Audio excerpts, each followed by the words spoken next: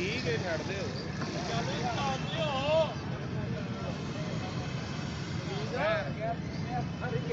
चलो जी किधर जाना है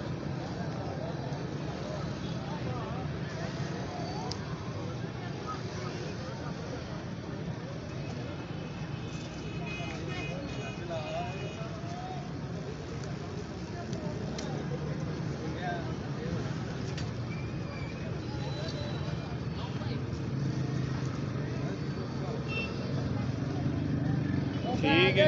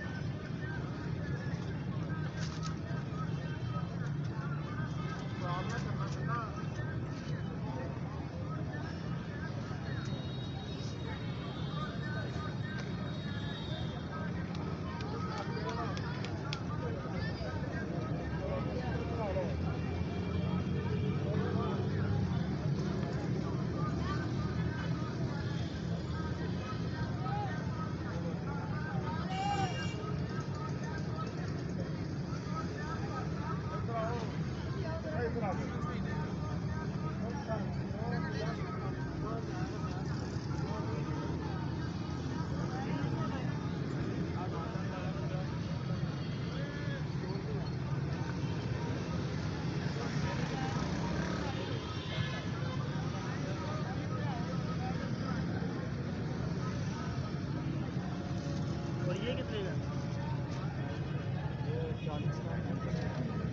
40 का मान इसमें